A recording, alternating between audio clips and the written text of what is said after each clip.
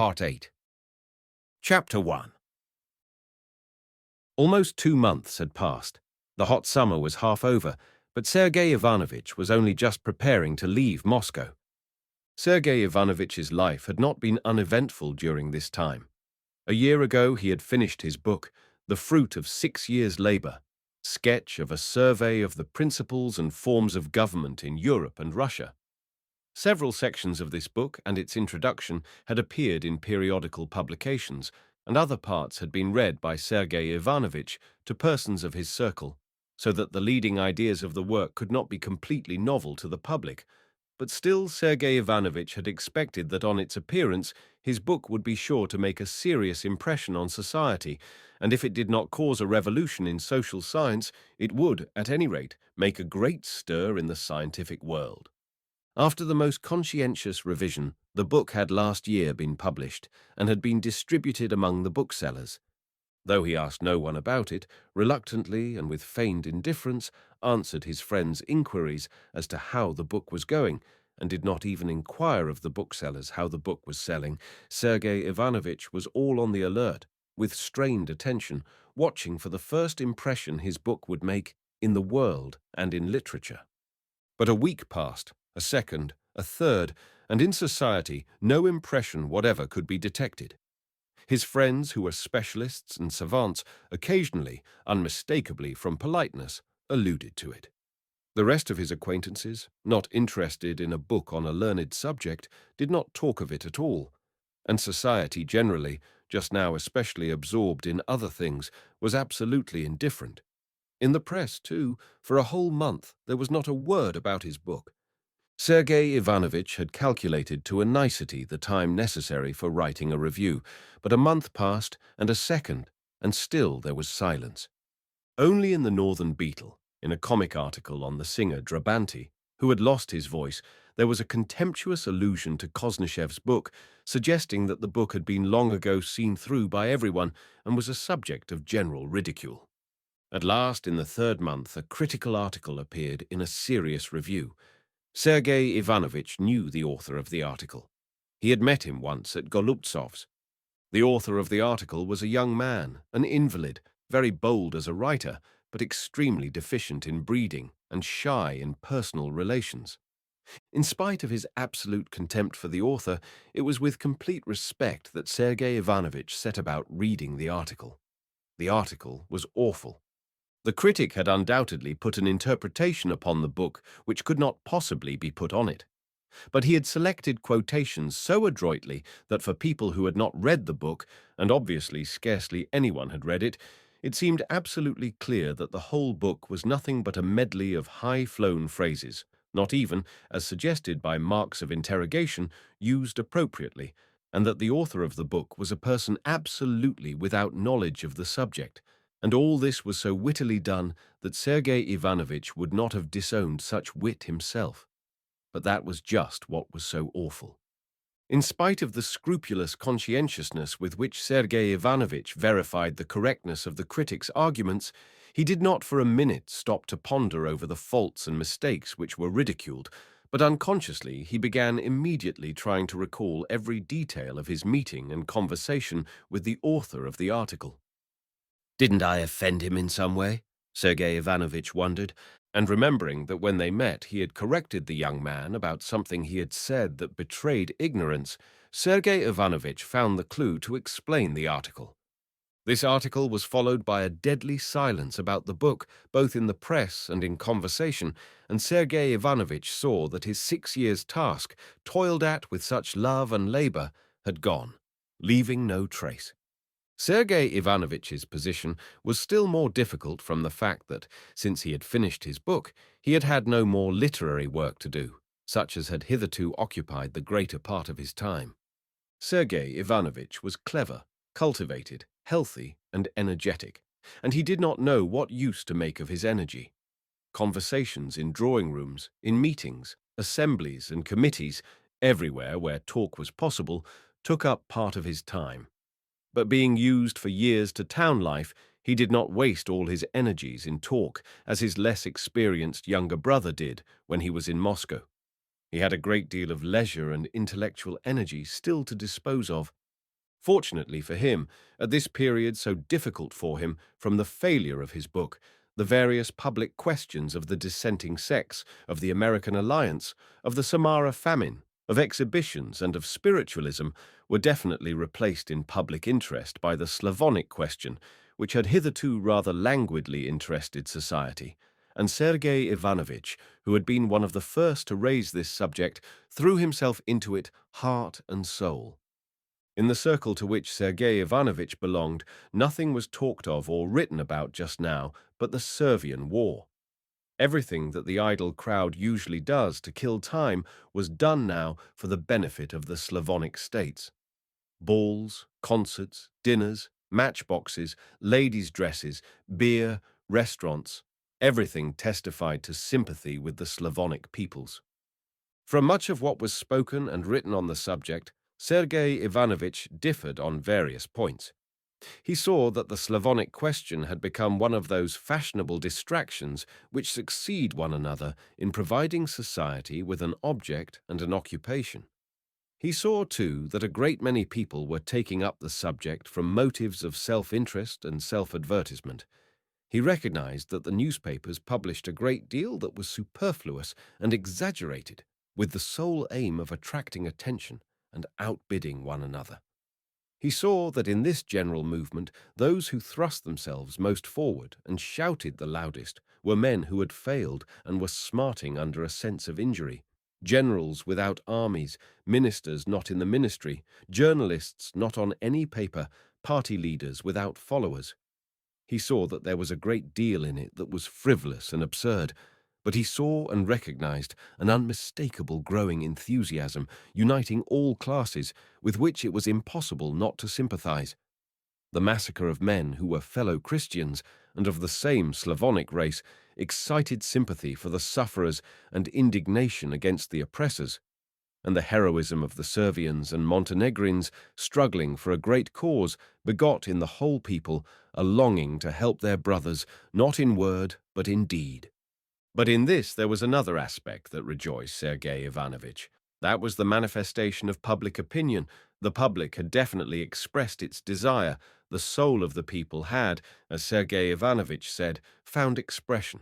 And the more he worked in this cause, the more incontestable it seemed to him that it was a cause destined to assume vast dimensions, to create an epoch.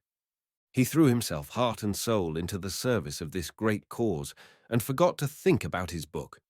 His whole time now was engrossed by it, so that he could scarcely manage to answer all the letters and appeals addressed to him. He worked the whole spring and part of the summer, and it was only in July that he prepared to go away to his brothers in the country. He was going both to rest for a fortnight, and in the very heart of the people, in the farthest wilds of the country, to enjoy the sight of that uplifting of the spirit of the people, of which, like all residents in the capital and big towns, he was fully persuaded. Katavasov had long been meaning to carry out his promise to stay with Levin, and so he was going with him. Chapter 2. Sergey Ivanovich and Katavasov had only just reached the station of the Kursk line, which was particularly busy and full of people that day, when, looking round for the groom who was following with their things, they saw a party of volunteers driving up in 4 cabs. Ladies met them with bouquets of flowers, and followed by the rushing crowd, they went into the station. One of the ladies who had met the volunteers came out of the hall and addressed Sergey Ivanovich. "You two come to see them off?" she asked in French. "No, I'm going away myself, Princess." "To my brother's for a holiday." "Do you always see them off?" said Sergey Ivanovich, with a hardly perceptible smile. "Oh, that would be impossible," answered the princess. "Is it true that 800 have been sent from us already? Malvinsky wouldn't believe me." "More than 800. If you reckon those who have been sent not directly from Moscow, over 1,000, answered Sergey Ivanovich. "There, that's just what I said," exclaimed the lady. "And it's true, too, I suppose, that more than 1,000,000 has been subscribed." "Yes, Princess." "What do you say to today's telegram, beaten the Turks again?" "Yes, so I saw," answered Sergey Ivanovich. They were speaking of the last telegram stating that the Turks had been for 3 days in succession beaten at all points and put to flight, and that tomorrow a decisive engagement was expected. Ah, by the way, a splendid young fellow has asked leave to go, and they've made some difficulty. I don't know why. I meant to ask you. I know him. Please write a note about his case. He's being sent by Countess Lydia Ivanovna. Sergey Ivanovich asked for all the details the princess knew about the young man, and going into the first-class waiting room, wrote a note to the person on whom the granting of leave of absence depended, and handed it to the princess. "You know Count Vronsky, the notorious one, is going by this train?" said the princess, with a smile full of triumph and meaning, when he found her again and gave her the letter. "I had heard he was going, but I did not know when." "By this train?" "I've seen him. He's here. There's only his mother seeing him off. It's the best thing, anyway, that he could do." "Oh, yes, of course." While they were talking, the crowd streamed by them into the dining room. They went forward, too, and heard a gentleman with a glass in his hand, delivering a loud discourse to the volunteers. "In the service of religion, humanity, and our brothers," the gentleman said, his voice growing louder and louder. "To this great cause, Mother Moscow dedicates you with her blessing. Jivius," he concluded, loudly and tearfully. Everyone shouted, "Jivio!"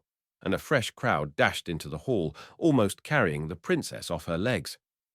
"Ah, princess, that was something like," said Stepan Arkadyevitch, suddenly appearing in the middle of the crowd and beaming upon them with a delighted smile.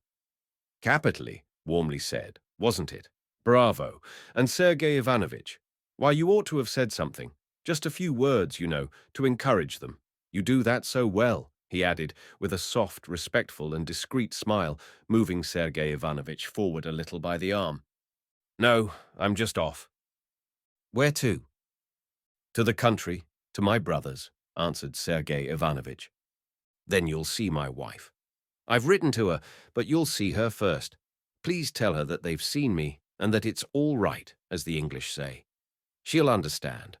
Oh, and be so good as to tell her I'm appointed secretary of the committee. But she'll understand. You know, les petites misères de la vie humaine," he said, as it were apologizing to the princess. "And Princess Myakaya, not Liza, but Bibish, is sending 1,000 guns and 12 nurses. Did I tell you?" "Yes, I heard so," answered Koznishev indifferently. "It's a pity you're going away," said Stepan Arkadyevitch.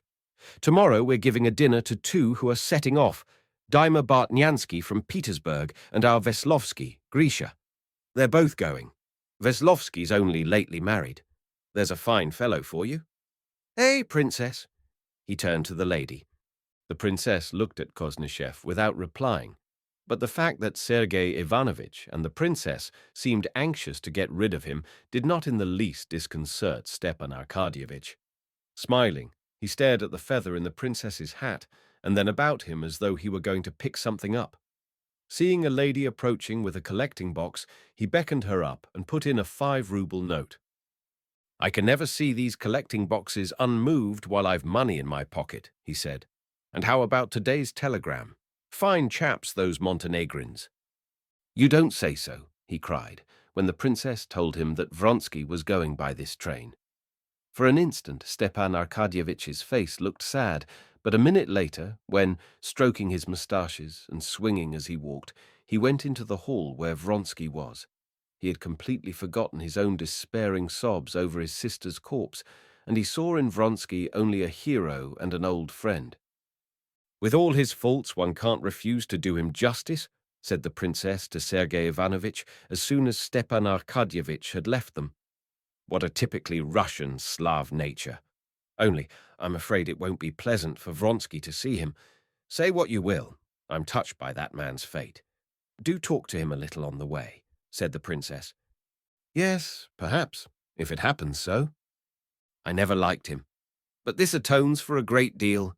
He's not merely going himself, he's taking a squadron at his own expense." "Yes, so I heard." A bell sounded. Everyone crowded to the doors. "Here he is," said the princess, indicating Vronsky, who with his mother on his arm walked by, wearing a long overcoat and wide-brimmed black hat. Oblonsky was walking beside him, talking eagerly of something. Vronsky was frowning and looking straight before him as though he did not hear what Stepan Arkadyevitch was saying. Probably on Oblonsky's pointing them out, he looked round in the direction where the princess and Sergey Ivanovich were standing, and without speaking lifted his hat. His face, aged and worn by suffering, looked stony. Going onto the platform, Vronsky left his mother and disappeared into a compartment. On the platform there rang out, "God save the Tsar," then shouts of "Hurrah!" and "Jivio!" One of the volunteers, a tall, very young man with a hollow chest, was particularly conspicuous, bowing and waving his felt hat and a nosegay over his head. Then two officers emerged, bowing too, and a stout man with a big beard wearing a greasy forage cap. Chapter 3. Saying goodbye to the princess, Sergey Ivanovich was joined by Katavasov. Together they got into a carriage full to overflowing, and the train started. At Tsaritsino station, the train was met by a chorus of young men singing, "Hail to thee!" Again the volunteers bowed and poked their heads out, but Sergey Ivanovich paid no attention to them. He had had so much to do with the volunteers that the type was familiar to him and did not interest him. Katavasov, whose scientific work had prevented his having a chance of observing them hitherto, was very much interested in them and questioned Sergey Ivanovich. Sergey Ivanovich advised him to go into the second class and talk to them himself. At the next station, Katavasov acted on this suggestion. At the first stop, he moved into the second class and made the acquaintance of the volunteers. They were sitting in a corner of the carriage, talking loudly and obviously aware that the attention of the passengers and Katavasov, as he got in, was concentrated upon them. More loudly than all talked the tall, hollow-chested young man. He was unmistakably tipsy and was relating some story that had occurred at his school. Facing him sat a middle-aged officer in the Austrian military jacket of the Guards' uniform. He was listening with a smile to the hollow-chested youth and occasionally pulling him up. The third, in an artillery uniform, was sitting on a box beside them. A fourth was asleep. Entering into conversation with the youth, Katavasov learned that he was a wealthy Moscow merchant who had run through a large fortune before he was 22. Katavasov did not like him because he was unmanly and effeminate and sickly. He was obviously convinced, especially now after drinking, that he was performing a heroic action, and he bragged of it in the most unpleasant way. The second, the retired officer, made an unpleasant impression too upon Katavasov. He was, it seemed, a man who had tried everything. He had been on a railway, had been a land steward, and had started factories, and he talked, quite without necessity, of all he had done, and used learned expressions quite inappropriately. The third, the artilleryman, on the contrary, struck Katavasov very favorably. He was a quiet, modest fellow, unmistakably impressed by the knowledge of the officer and the heroic self-sacrifice of the merchant, and saying nothing about himself. When Katavasov asked him what had impelled him to go to Servia, he answered modestly, "Oh, well, everyone's going. The Servians want help too. I'm sorry for them." "Yes, you artillerymen especially are scarce there," said Katavasov. "Oh, I wasn't long in the artillery. Maybe they'll put me into the infantry or the cavalry." "Into the infantry when they need artillery more than anything," said Katavasov, fancying from the artilleryman's apparent age that he must have reached a fairly high grade. "I wasn't long in the artillery. I'm a cadet retired," he said, and he began to explain how he had failed in his examination. All of this together made a disagreeable impression on Katavasov, and when the volunteers got out at a station for a drink, Katavasov would have liked to compare his unfavorable impression in conversation with someone. There was an old man in the carriage, wearing a military overcoat, who had been listening all the while to Katavasov's conversation with the volunteers. When they were left alone, Katavasov addressed him. "What different positions they come from, all those fellows who are going off there," Katavasov said vaguely, not wishing to express his own opinion and at the same time anxious to find out the old man's views. The old man was an officer who had served on 2 campaigns.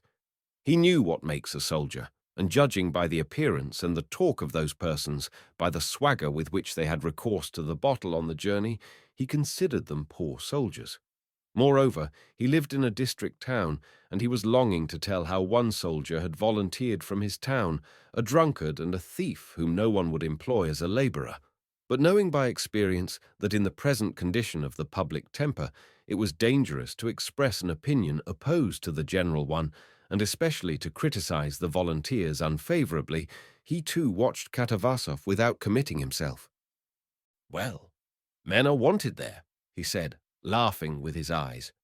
And they fell to talking of the last war news, and each concealed from the other his perplexity as to the engagement expected next day, since the Turks had been beaten, according to the latest news, at all points.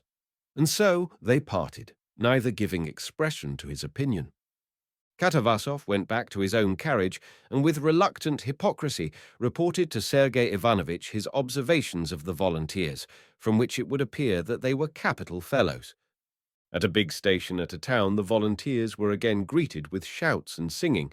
Again, men and women with collecting boxes appeared, and provincial ladies brought bouquets to the volunteers and followed them into the refreshment room. But all this was on a much smaller and feebler scale than in Moscow. Chapter 4. While the train was stopping at the provincial town, Sergey Ivanovich did not go to the refreshment room, but walked up and down the platform. The first time he passed Vronsky's compartment, he noticed that the curtain was drawn over the window, but as he passed it the second time, he saw the old countess at the window. She beckoned to Koznishev. "I'm going, you see, taking him as far as Kursk," she said. "Yes, so I heard," said Sergey Ivanovich, standing at her window and peeping in. "What a noble act on his part," he added, noticing that Vronsky was not in the compartment. Yes, after his misfortune. What was there for him to do? "What a terrible thing it was," said Sergey Ivanovich. "Ah, what I have been through. But do get in." "Ah, what I have been through," she repeated, when Sergey Ivanovich had got in and sat down beside her. "You can't conceive it. For 6 weeks he did not speak to anyone and would not touch food except when I implored him. And not for 1 minute could we leave him alone. We took away everything he could have used against himself. We lived on the ground floor, but there was no reckoning on anything. You know, of course, that he had shot himself once already on her account," she said, and the old lady's eyelashes twitched at the recollection. Yes, hers was the fitting end for such a woman. Even the death she chose was low and vulgar. "It's not for us to judge, Countess," said Sergey Ivanovich, "but I can understand that it has been very hard for you." "Ah, don't speak of it. I was staying on my estate, and he was with me. A note was brought him. He wrote an answer and sent it off. We hadn't an idea that she was close by at the station. In the evening I had only just gone to my room when my Mary told me a lady had thrown herself under the train. Something seemed to strike me at once. I knew it was she. The first thing I said was he was not to be told, but they'd told him already. His coachman was there and saw it all. When I ran into his room, he was beside himself. It was fearful to see him. He didn't say a word, but galloped off there. I don't know to this day what happened there, but he was brought back at death's door. I shouldn't have known him. Prostration complete, the doctor said, and that was followed almost by madness. Oh, why talk of it, said the Countess with a wave of her hand.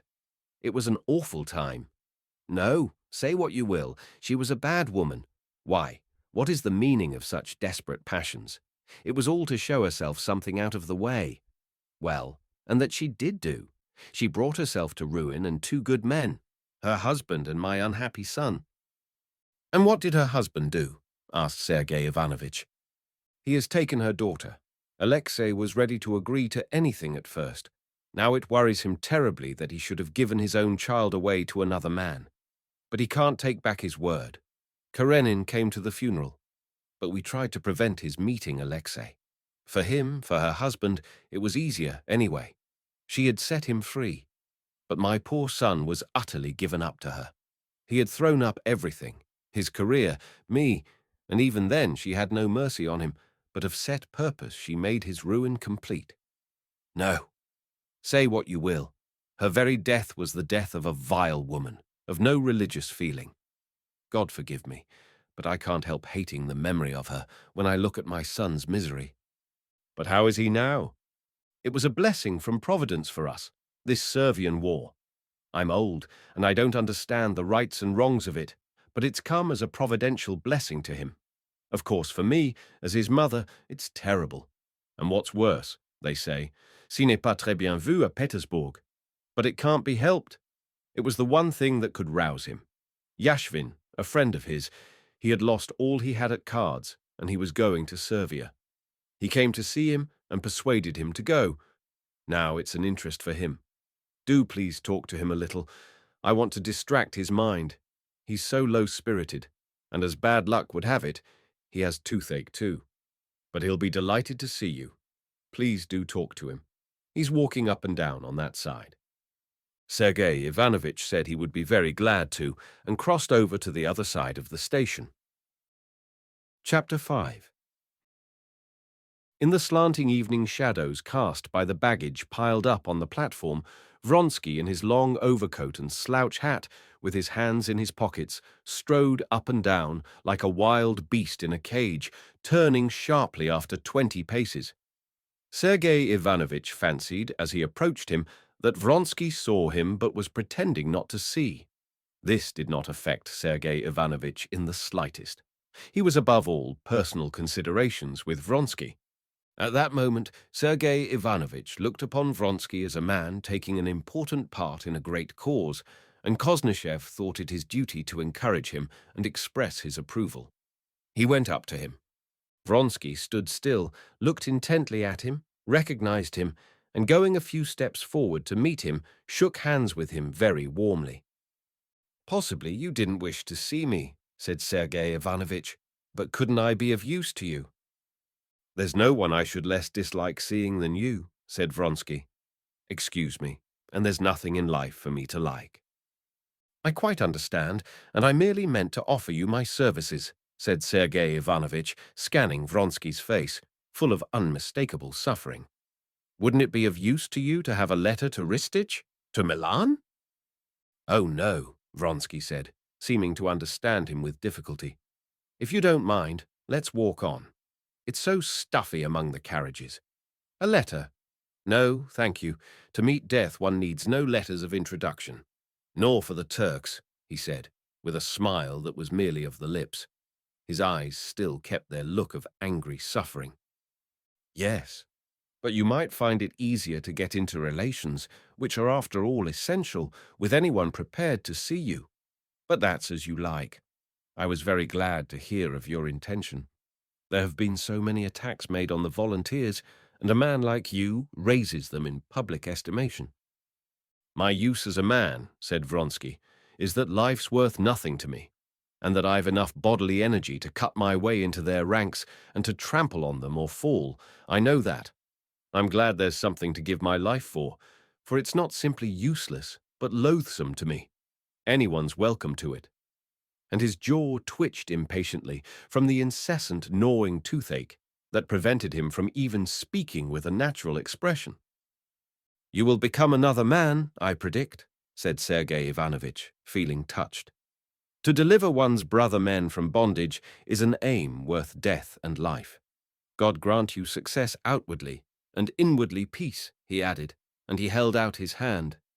Vronsky warmly pressed his outstretched hand. "Yes, as a weapon I may be of some use, but as a man, I'm a wreck," he jerked out. He could hardly speak for the throbbing ache in his strong teeth that were like rows of ivory in his mouth. He was silent, and his eyes rested on the wheels of the tender, slowly and smoothly rolling along the rails. And all at once a different pain, not an ache, but an inner trouble that set his whole being in anguish, made him for an instant forget his toothache. As he glanced at the tender and the rails, under the influence of the conversation with a friend he had not met since his misfortune, he suddenly recalled her, that is, what was left of her when he had run like one distraught into the cloakroom of the railway station, on the table, shamelessly sprawling out among strangers, the blood-stained body so lately full of life, the head unhurt, dropping back with its weight of hair, and the curling tresses about the temples, and the exquisite face, with red, half-open mouth, the strange, fixed expression, piteous on the lips, and awful in the still, open eyes, that seemed to utter that fearful phrase, that he would be sorry for it, that she had said when they were quarrelling. And he tried to think of her as she was when he met her the first time, at a railway station too, mysterious, exquisite, loving, seeking and giving happiness, and not cruelly revengeful as he remembered her on that last moment. He tried to recall his best moments with her, but those moments were poisoned forever. He could only think of her as triumphant, successful in her menace of a wholly useless remorse, never to be effaced. He lost all consciousness of toothache, and his face worked with sobs. Passing twice up and down beside the baggage in silence and regaining his self-possession, he addressed Sergey Ivanovich calmly. "You have had no telegrams since yesterday's?" "Yes, driven back for a third time, but a decisive engagement expected for tomorrow." And after talking a little more of King Milan's proclamation and the immense effect it might have, they parted, going to their carriages on hearing the second bell. Chapter 6. Sergey Ivanovich had not telegraphed to his brother to send to meet him, as he did not know when he should be able to leave Moscow. Levin was not at home when Katavasov and Sergey Ivanovich, in a fly hired at the station, drove up to the steps of the Pokrovskoe house, as black as Moors, from the dust of the road.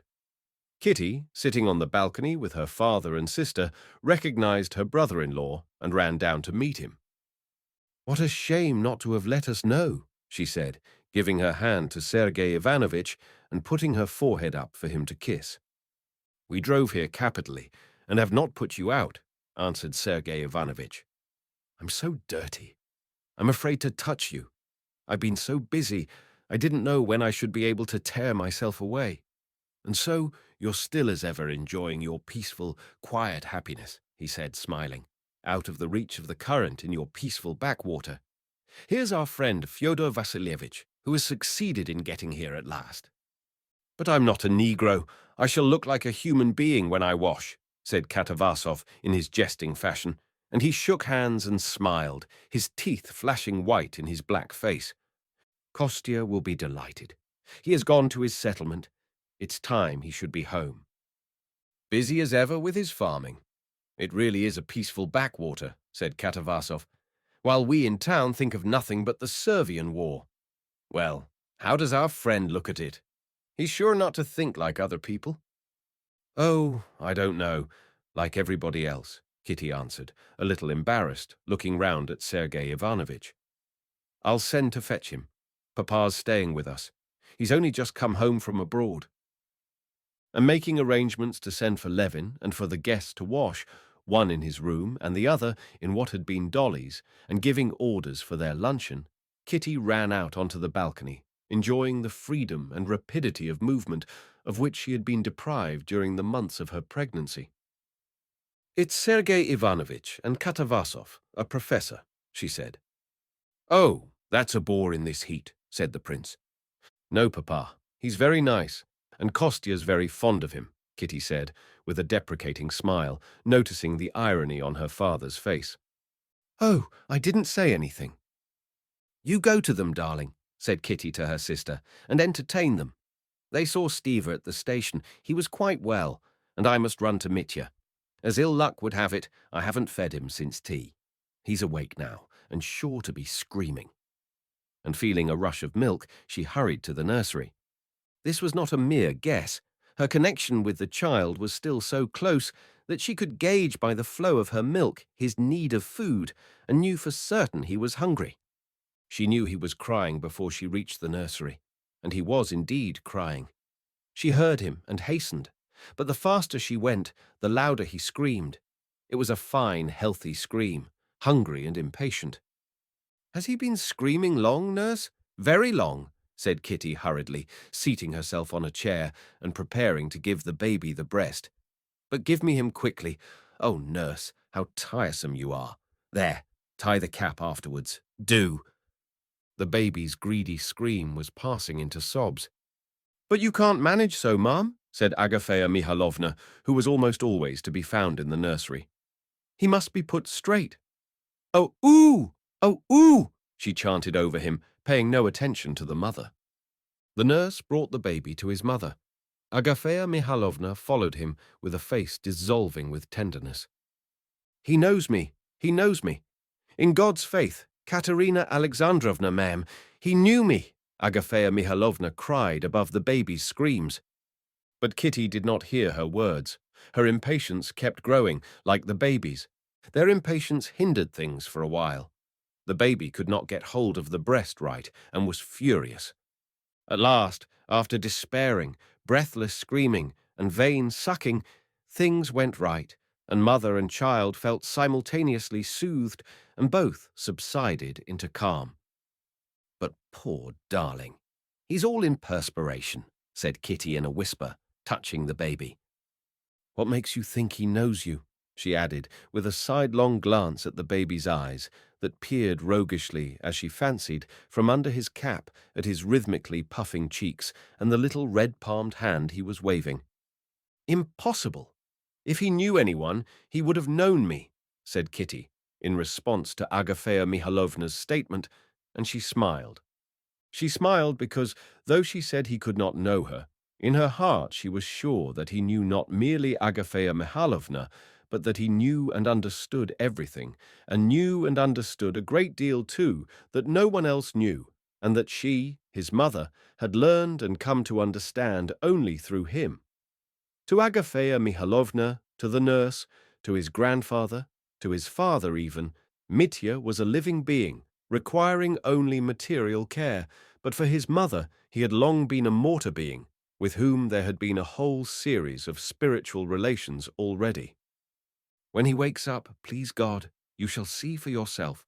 Then when I do like this, he simply beams on me, the darling, simply beams like a sunny day," said Agafea Mihalovna.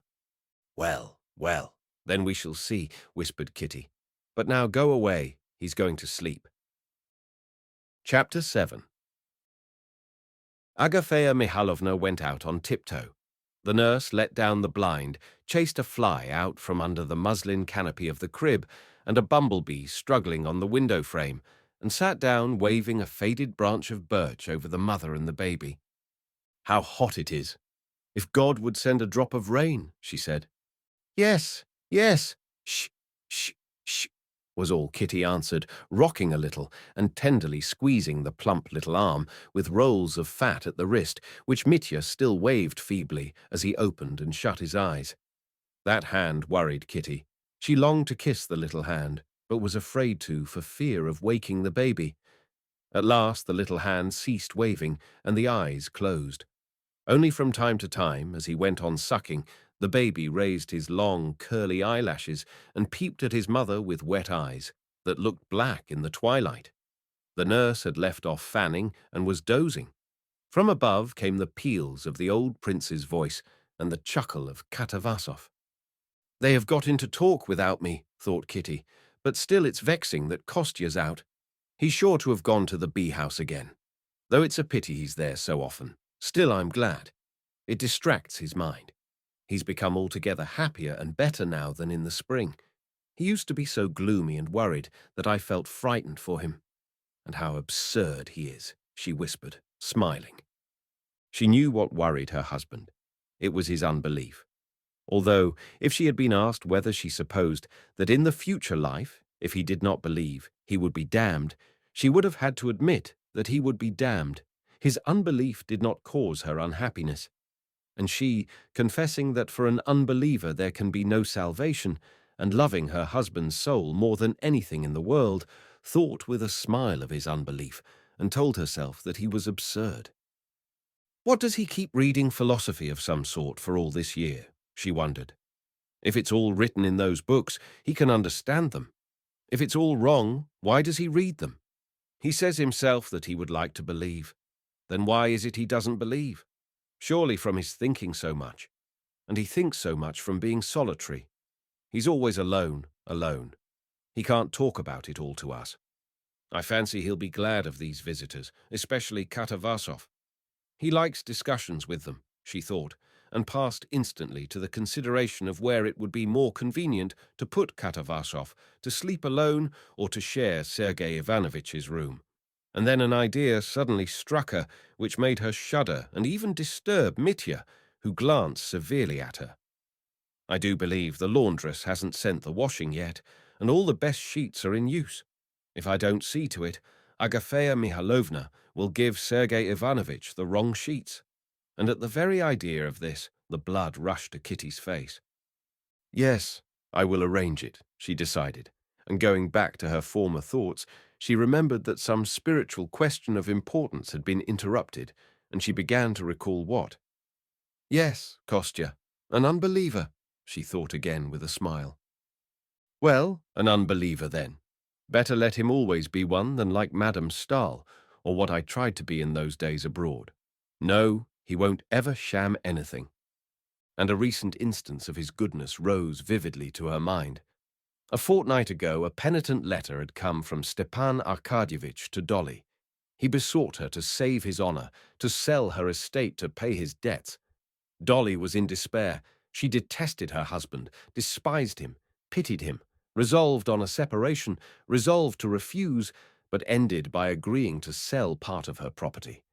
After that, with an irrepressible smile of tenderness, Kitty recalled her husband's shamefaced embarrassment, his repeated awkward efforts to approach the subject, and how at last, having thought of the one means of helping Dolly without wounding her pride, he had suggested to Kitty, what had not occurred to her before, that she should give up her share of the property. He an unbeliever indeed, with his heart, his dread of offending anyone, even a child. Everything for others, nothing for himself. Sergey Ivanovich simply considers it as Kostya's duty to be his steward, and it's the same with his sister. Now, Dolly and her children are under his guardianship, all these peasants who come to him every day, as though he were bound to be at their service. "Yes, only be like your father, only like him," she said, handing Mitya over to the nurse and putting her lips to his cheek. Chapter 8. Ever since, by his beloved brother's deathbed, Levin had first glanced into the questions of life and death in the light of these new convictions, as he called them, which had during the period from his 20th to his 34th year imperceptibly replaced his childish and youthful beliefs. He had been stricken with horror, not so much of death as of life, without any knowledge of whence and why and how and what it was. The physical organization, its decay, the indestructibility of matter, the law of the conservation of energy, evolution, were the words which usurped the place of his old belief. These words and the ideas associated with them were very well for intellectual purposes. But for life they yielded nothing, and Levin felt suddenly like a man who has changed his warm fur cloak for a muslin garment, and going for the first time into the frost is immediately convinced, not by reason, but by his whole nature, that he is as good as naked, and that he must infallibly perish miserably. From that moment, though he did not distinctly face it, and still went on living as before, Levin had never lost this sense of terror at his lack of knowledge. He vaguely felt, too, that what he called his new convictions were not merely lack of knowledge, but that they were part of a whole order of ideas in which no knowledge of what he needed was possible. At first, marriage, with the new joys and duties bound up with it, had completely crowded out these thoughts. But of late, while he was staying in Moscow after his wife's confinement, with nothing to do, the question that clamoured for solution had more and more often, more and more insistently haunted Levin's mind. The question was summed up for him thus: if I do not accept the answers Christianity gives to the problems of my life, what answers do I accept? And in the whole arsenal of his convictions, so far from finding any satisfactory answers, he was utterly unable to find anything at all like an answer. He was in the position of a man seeking food in toy shops and tool shops. Instinctively, unconsciously, with every book, with every conversation, with every man he met, he was on the lookout for light on these questions and their solution. What puzzled and distracted him above everything was that the majority of men of his age and circle had, like him, exchanged their old beliefs, for the same new convictions, and yet saw nothing to lament in this, and were perfectly satisfied and serene. So that, apart from the principal question, Levin was tortured by other questions too. Were these people sincere, he asked himself, or were they playing a part? Or was it that they understood the answers science gave to these problems in some different, clearer sense than he did? And he assiduously studied both these men's opinions and the books which treated of these scientific explanations. One fact he had found out since these questions had engrossed his mind was that he had been quite wrong in supposing from the recollections of the circle of his young days at college that religion had outlived its day, and that it was now practically non-existent.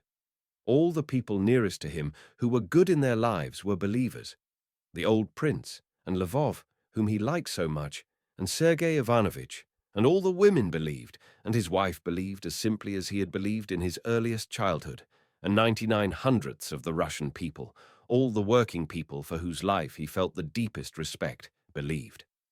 Another fact of which he became convinced, after reading many scientific books, was that the men who shared his views had no other construction to put on them, and that they gave no explanation of the questions which he felt he could not live without answering, but simply ignored their existence and attempted to explain other questions of no possible interest to him, such as the evolution of organisms, the materialistic theory of consciousness, and so forth.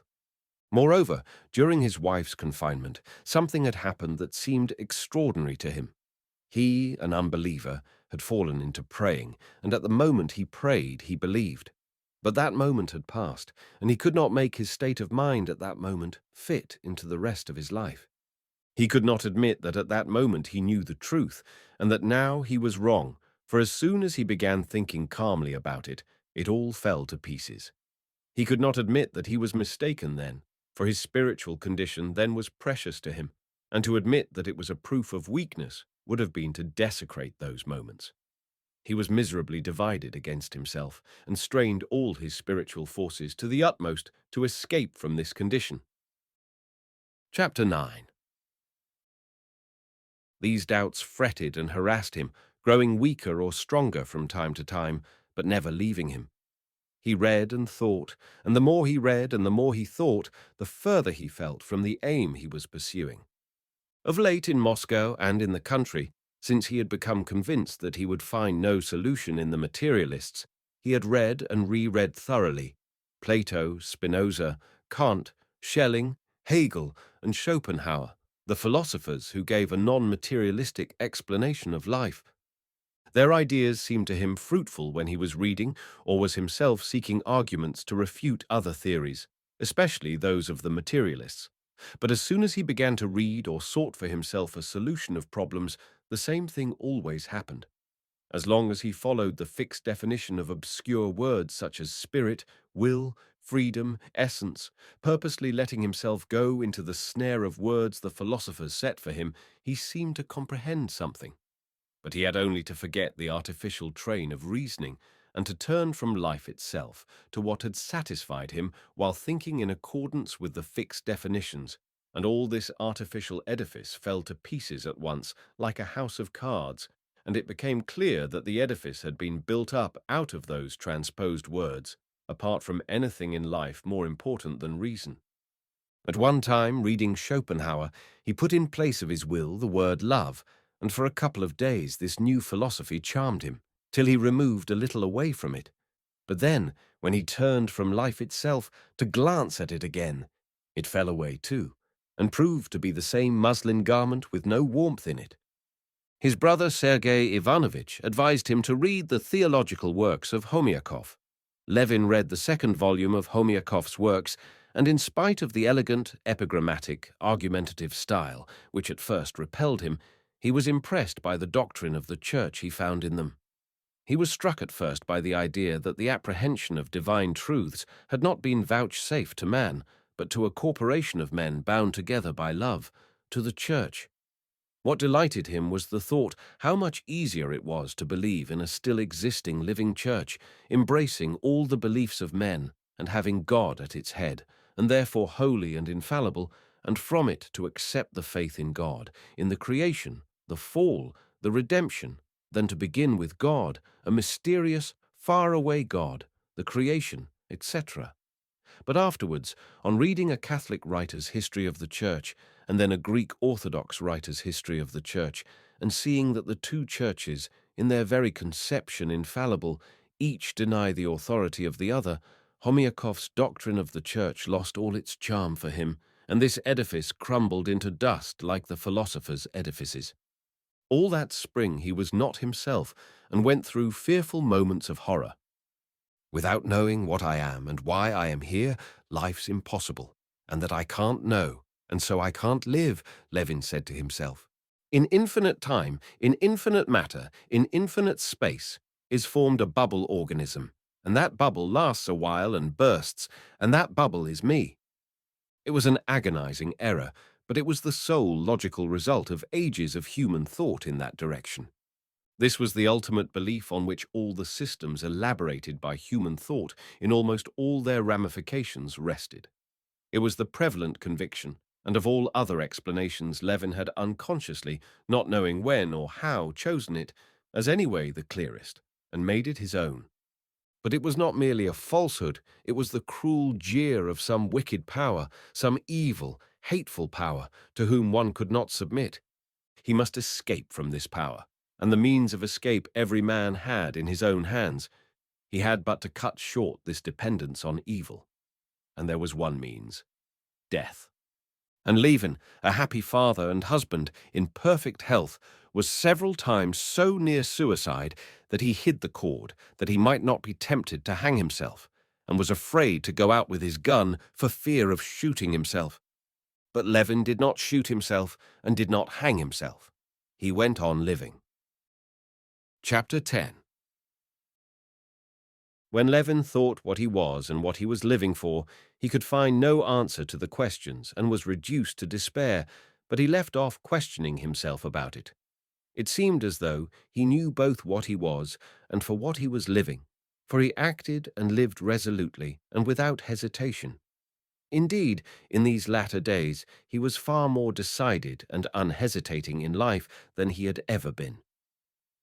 When he went back to the country at the beginning of June, he went back also to his usual pursuits: the management of the estate, his relations with the peasants and the neighbors, the care of his household, the management of his sisters' and brothers' property, of which he had the direction, his relations with his wife and kindred, the care of his child, and the new beekeeping hobby he had taken up that spring filled all his time. These things occupied him now, not because he justified them to himself by any sort of general principles, as he had done in former days. On the contrary, disappointed by the failure of his former efforts for the general welfare, and too much occupied with his own thought and the mass of business with which he was burdened from all sides, he had completely given up thinking of the general good, and he busied himself with all this work simply because it seemed to him that he must do what he was doing, that he could not do otherwise.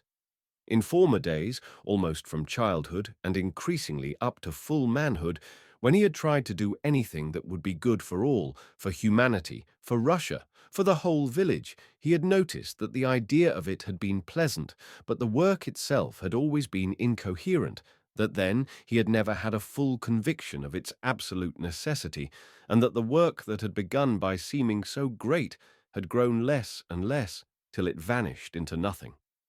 But now, since his marriage, when he had begun to confine himself more and more to living for himself, though he experienced no delight at all at the thought of the work he was doing, he felt a complete conviction of its necessity, saw that it succeeded far better than in old days, and that it kept on growing more and more.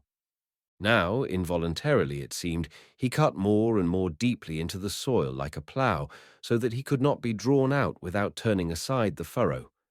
To live the same family life as his father and forefathers, that is, in the same condition of culture, and to bring up his children in the same, was incontestably necessary. It was as necessary as dining when one was hungry. And to do this, just as it was necessary to cook dinner, it was necessary to keep the mechanism of agriculture at Pokrovskoe going so as to yield an income. Just as incontestably as it was necessary to repay a debt, was it necessary to keep the property in such a condition that his son, when he received it as a heritage, would say thank you to his father, as Levin had said thank you to his grandfather for all he built and planted. And to do this it was necessary to look after the land himself, not to let it, and to breed cattle, manure the fields, and plant timber.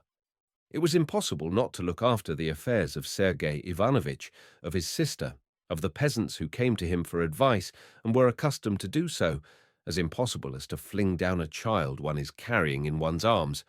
It was necessary to look after the comfort of his sister-in-law and her children, and of his wife and baby, and it was impossible not to spend with them at least a short time each day. And all this, together with shooting and his new beekeeping, filled up the whole of Levin's life, which had no meaning at all for him when he began to think. But besides knowing thoroughly what he had to do, Levin knew in just the same way how he had to do it all, and what was more important than the rest. He knew he must hire labourers as cheaply as possible, but to hire men under bond, paying them in advance at less than the current rate of wages, was what he must not do, even though it was very profitable. Selling straw to the peasants in times of scarcity of provender was what he might do, even though he felt sorry for them. But the tavern and the pothouse must be put down, though they were a source of income. Felling timber must be punished as severely as possible, but he could not exact forfeits for cattle being driven onto his fields, and though it annoyed the keeper and made the peasants not afraid to graze their cattle on his land, he could not keep their cattle as a punishment. To Pyotr, who was paying a moneylender 10% a month, he must lend a sum of money to set him free. But he could not let off peasants who did not pay their rent, nor let them fall into arrears. It was impossible to overlook the bailiffs not having mown the meadows and letting the hay spoil, and it was equally impossible to mow those acres where a young copse had been planted. It was impossible to excuse a labourer who had gone home in the busy season because his father was dying, however sorry he might feel for him, and he must subtract from his pay those costly months of idleness. But it was impossible not to allow monthly rations to the old servants who were of no use for anything. Levin knew that when he got home he must first of all go to his wife, who was unwell, and that the peasants who had been waiting for 3 hours to see him could wait a little longer. He knew, too, that regardless of all the pleasure he felt in taking a swarm, he must forgo that pleasure, and leave the old man to see to the bees alone, while he talked to the peasants who had come after him to the bee-house. Whether he were acting rightly or wrongly, he did not know, and far from trying to prove that he was, nowadays he avoided all thought or talk about it. Reasoning had brought him to doubt and prevented him from seeing what he ought to do and what he ought not. When he did not think, but simply lived, he was continually aware of the presence of an infallible judge in his soul, determining which of two possible courses of action was the better and which was the worse. And as soon as he did not act rightly, he was at once aware of it. So he lived, not knowing and not seeing any chance of knowing what he was and what he was living for, and harassed at this lack of knowledge to such a point that he was afraid of suicide, and yet firmly laying down his own individual definite path in life. Chapter 11. The day on which Sergey Ivanovich came to Pokrovskoe was one of Levin's most painful days. It was the very busiest working time, when all the peasantry show an extraordinary intensity of self-sacrifice in labour, such as is never shown in any other conditions of life, and would be highly esteemed if the men who showed these qualities themselves thought highly of them, and if it were not repeated every year, and if the results of this intense labour were not so simple. To reap and bind the rye and oats, and to carry it, to mow the meadows, turn over the fallows, thrash the seed, and sow the winter corn, all this seems so simple and ordinary. But to succeed in getting through it all, everyone in the village, from the old man to the young child, must toil incessantly for 3 or 4 weeks, 3 times as hard as usual, living on rye beer, onions, and black bread, thrashing and carrying the sheaves at night, and not giving more than 2 or 3 hours in the 24 to sleep. And every year this is done all over Russia. Having lived the greater part of his life in the country and in the closest relations with the peasants, Levin always felt in this busy time that he was infected by this general quickening of energy in the people.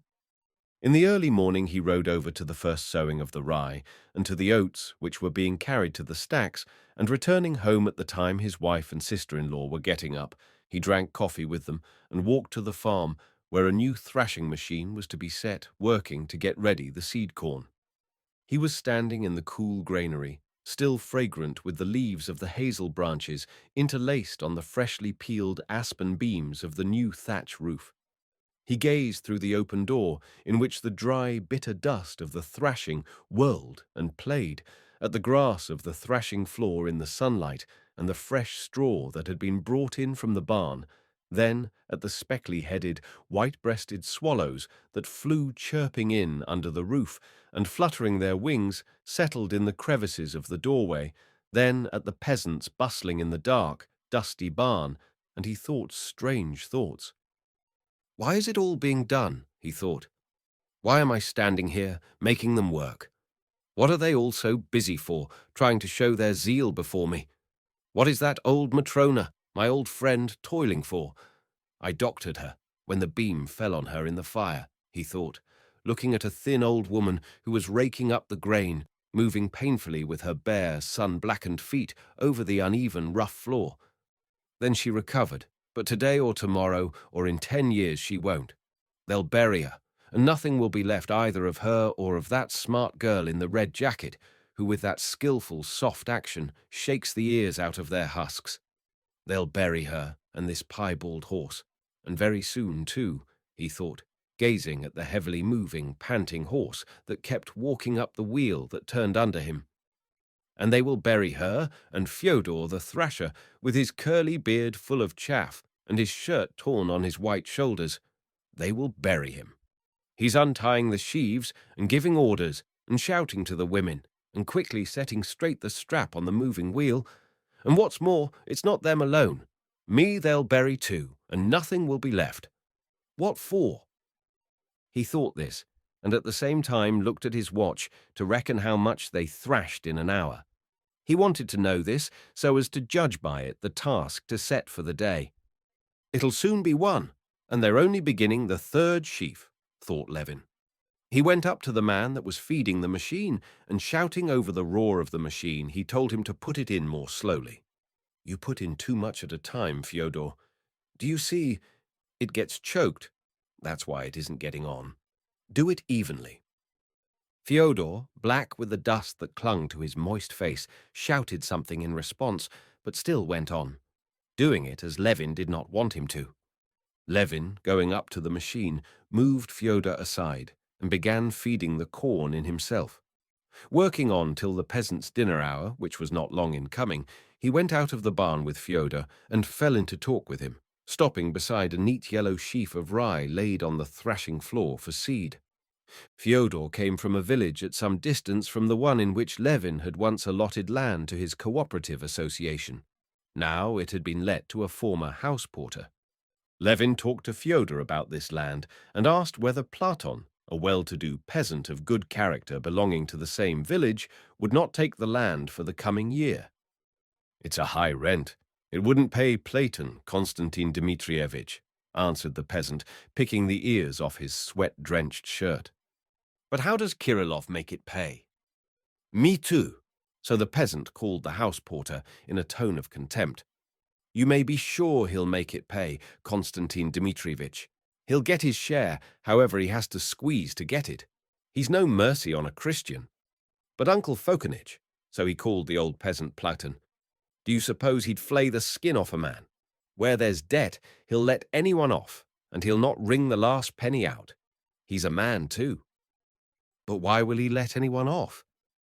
Oh, well, of course, folks are different. One man lives for his own wants and nothing else. Like Mitu, he only thinks of filling his belly. But Fokanich is a righteous man. He lives for his soul. He does not forget God. How thinks of God? How does he live for his soul?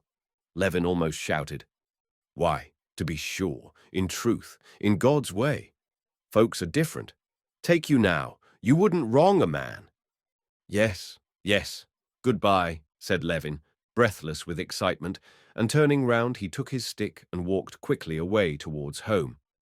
At the peasant's words that Fokanich lived for his soul, in truth, in God's way, undefined but significant ideas seemed to burst out as though they had been locked up, and all striving towards one goal, they thronged whirling through his head, blinding him with their light. Chapter 12.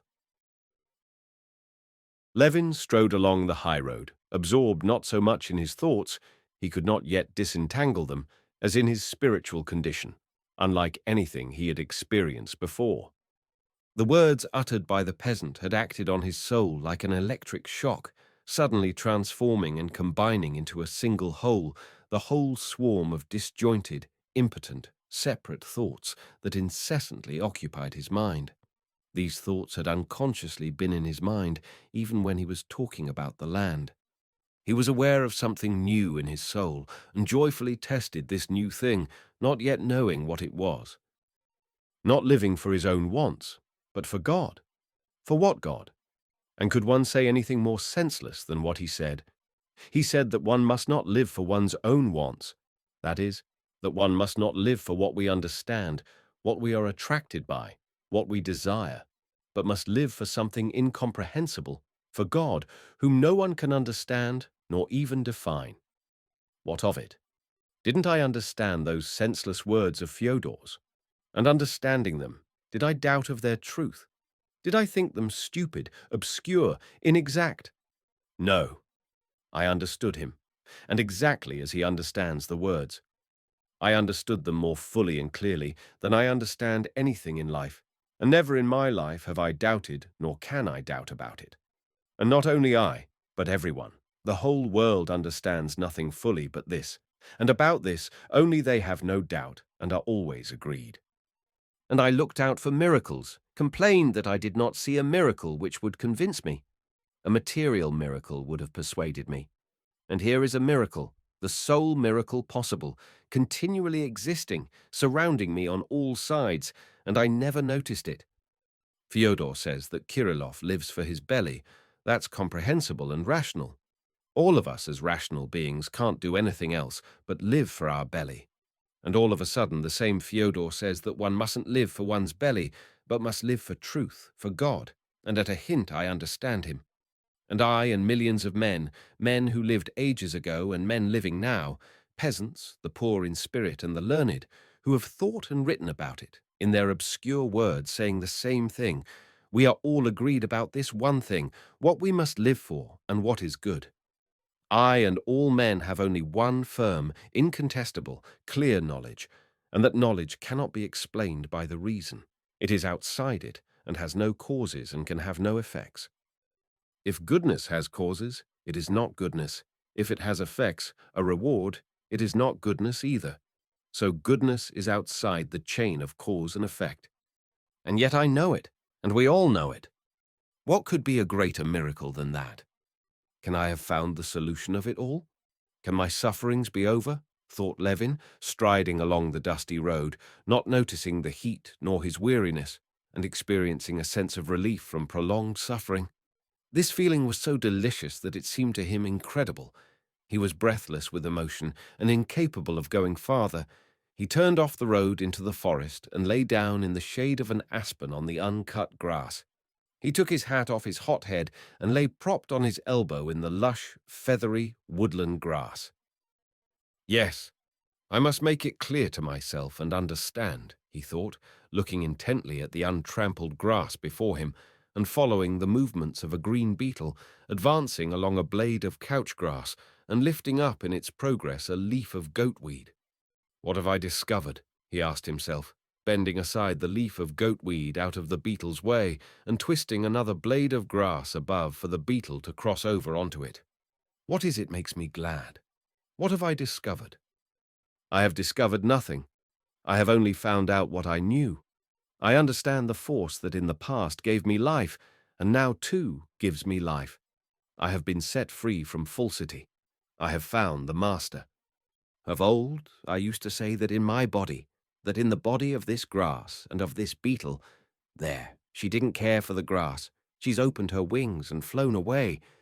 There was going on a transformation of matter in accordance with physical, chemical, and physiological laws, And in all of us, as well as in the aspens and the clouds and the misty patches, there was a process of evolution. Evolution from what? Into what? Eternal evolution and struggle. As though there could be any sort of tendency and struggle in the eternal. And I was astonished that in spite of the utmost effort of thought along that road, I could not discover the meaning of life, the meaning of my impulses and yearnings. Now I say that I know the meaning of my life, to live for God, for my soul. And this meaning, in spite of its clearness, is mysterious and marvelous. Such, indeed, is the meaning of everything existing. Yes, pride, he said to himself, turning over on his stomach and beginning to tie a noose of blades of grass, trying not to break them. And not merely pride of intellect, but dullness of intellect. And most of all, the deceitfulness, yes, the deceitfulness of intellect. The cheating knavishness of intellect, that's it, he said to himself. And he briefly went through, mentally, the whole course of his ideas during the last 2 years, the beginning of which was the clear confronting of death at the sight of his dear brother hopelessly ill. Then, for the first time, grasping that for every man, and himself too, there was nothing in store but suffering, death, and forgetfulness, he had made up his mind that life was impossible like that, and that he must either interpret life so that it would not present itself to him as the evil jest of some devil, or shoot himself. But he had not done either, but had gone on living, thinking, and feeling, and had even at that very time married, and had had many joys, and had been happy when he was not thinking of the meaning of his life. What did this mean?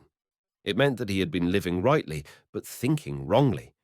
He had lived, without being aware of it, on those spiritual truths that he had sucked in with his mother's milk, but he had thought not merely without recognition of these truths, but studiously ignoring them. Now it was clear to him that he could only live by virtue of the beliefs in which he had been brought up. What should I have been, and how should I have spent my life, if I had not had these beliefs, if I had not known that I must live for God and not for my own desires?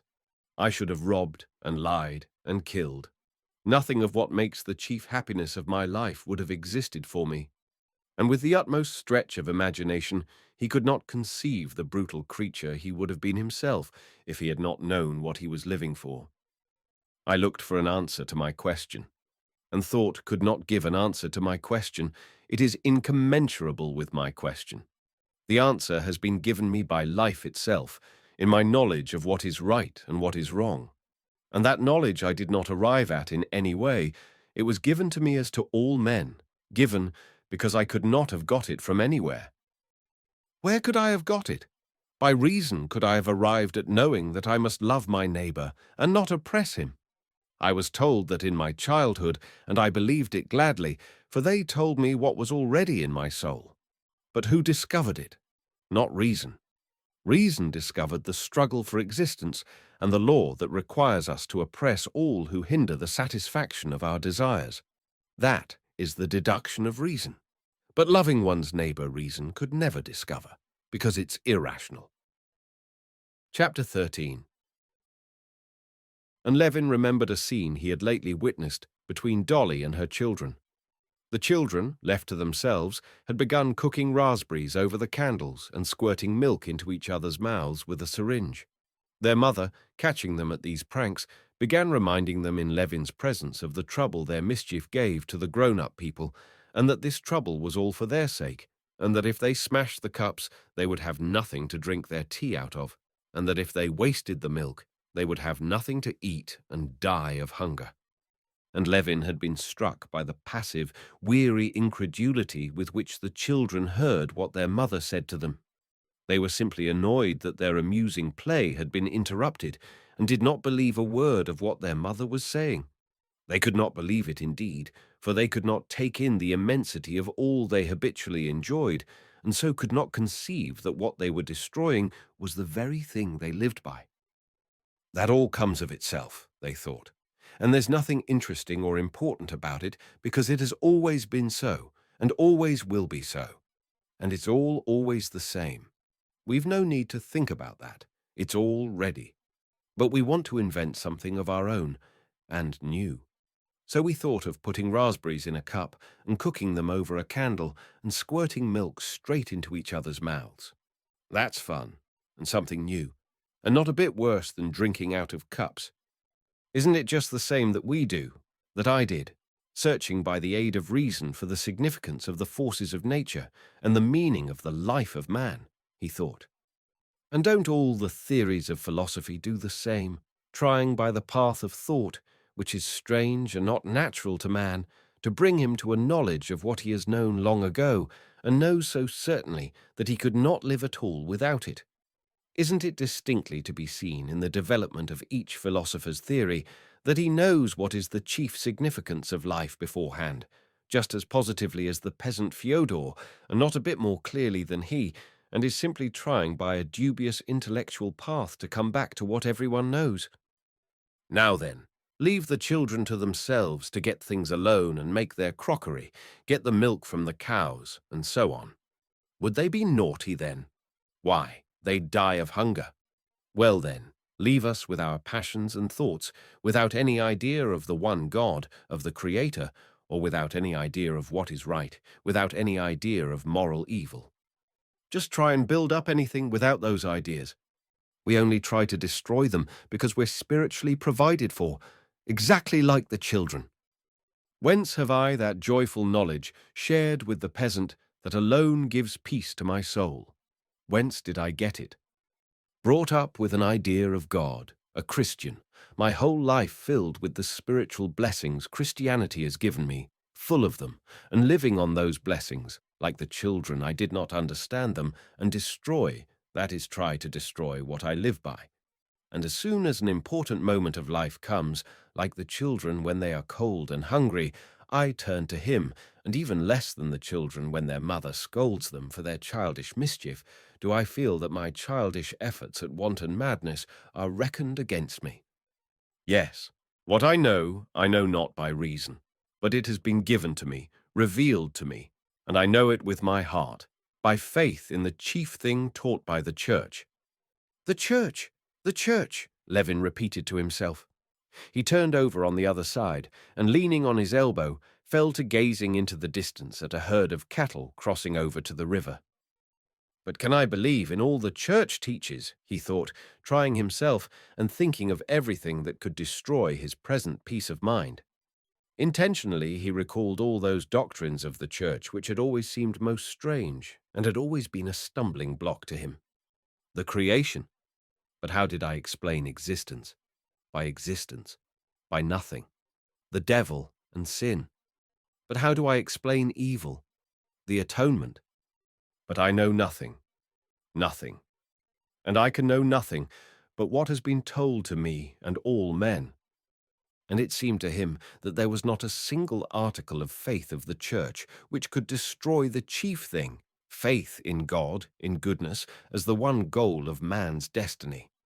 Under every article of faith of the Church could be put the faith in the service of truth instead of one's desires. And each doctrine did not simply leave that faith unshaken, each doctrine seemed essential to complete that great miracle, continually manifest upon earth, that made it possible for each man and millions of different sorts of men, wise men and imbeciles, old men and children, all men, peasants, Lvov, Kitty, beggars and kings, to understand perfectly the same one thing, and to build up thereby that life of the soul which alone is worth living, and which alone is precious to us. Lying on his back, he gazed up now into the high, cloudless sky. Do I not know that that is infinite space, and that it is not a round arch? But however I screw up my eyes and strain my sight, I cannot see it not round and not bounded, and in spite of my knowing about infinite space, I am incontestably right when I see a solid blue dome, and more right than when I strain my eyes to see beyond it. Levin ceased thinking, and only, as it were, listened to mysterious voices that seemed talking joyfully and earnestly within him. Can this be faith? He thought, afraid to believe in his happiness. My God, I thank thee, he said, gulping down his sobs, and with both hands brushing away the tears that filled his eyes. Chapter 14. Levin looked before him and saw a herd of cattle.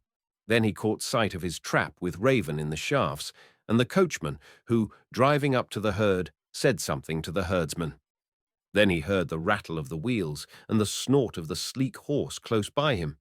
But he was so buried in his thoughts that he did not even wonder why the coachman had come for him. He only thought of that when the coachman had driven quite up to him and shouted to him, "The mistress sent me.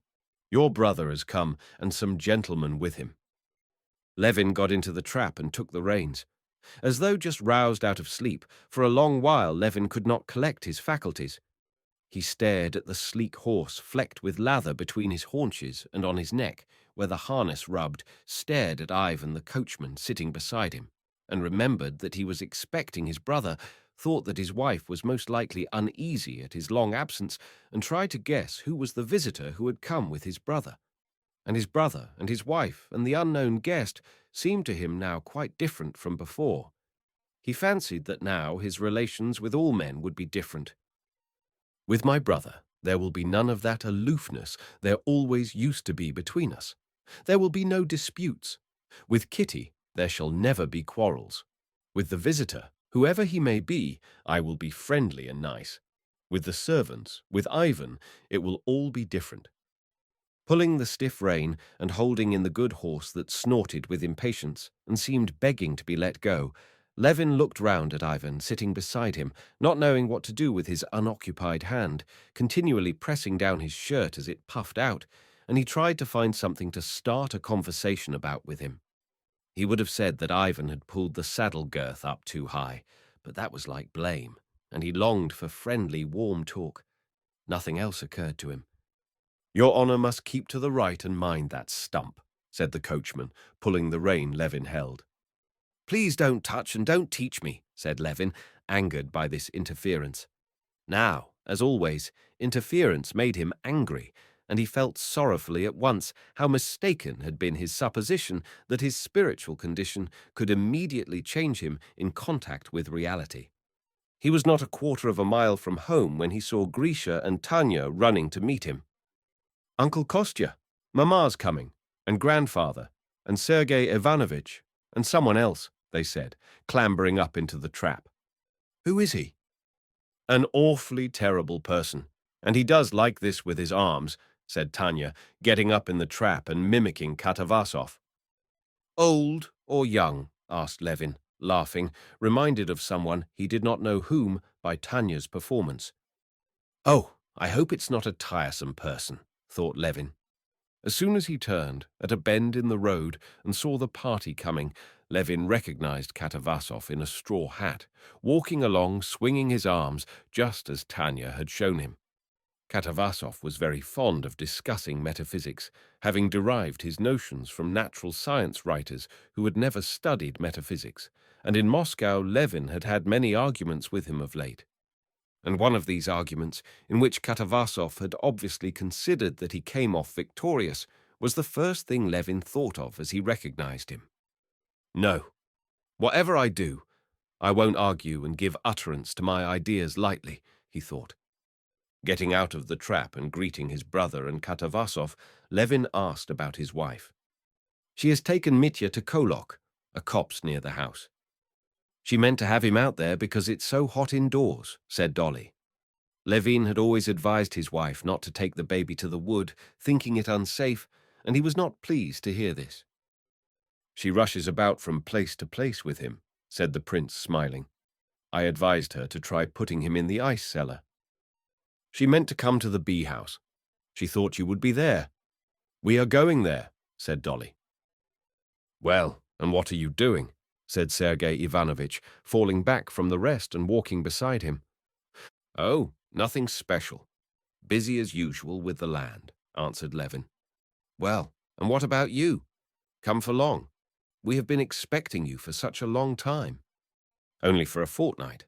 I've a great deal to do in Moscow."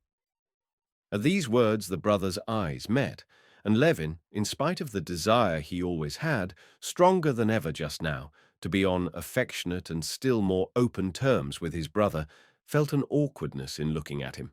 He dropped his eyes and did not know what to say. casting over the subjects of conversation that would be pleasant to Sergey Ivanovich and would keep him off the subject of the Servian War and the Slavonic question, at which he had hinted by the allusion to what he had to do in Moscow. Levin began to talk of Sergey Ivanovich's book. "Well, have there been reviews of your book?" he asked. Sergey Ivanovich smiled at the intentional character of the question. "No one is interested in that now, and I less than anyone," he said. "Just look, Darya Alexandrovna, we shall have a shower," he added, pointing with a sunshade at the white rain clouds that showed above the aspen treetops. And these words were enough to re-establish again between the brothers that tone, hardly hostile but chilly, which Levin had been so longing to avoid. Levin went up to Katavasov. "It was jolly of you to make up your mind to come," he said to him. "I've been meaning to a long while. Now we shall have some discussion. We'll see to that. Have you been reading Spencer?" "No, I've not finished reading him," said Levin. "But I don't need him now." "How's that? That's interesting. Why so?" "I mean that I'm fully convinced that the solution of the problems that interest me I shall never find in him and his like. Now?" But Katavasov's serene and good-humored expression suddenly struck him, and he felt such tenderness for his own happy mood, which he was unmistakably disturbing by this conversation, that he remembered his resolution and stopped short. "But we'll talk later on," he added. "If we're going to the bee-house, it's this way, along this little path," he said, addressing them all.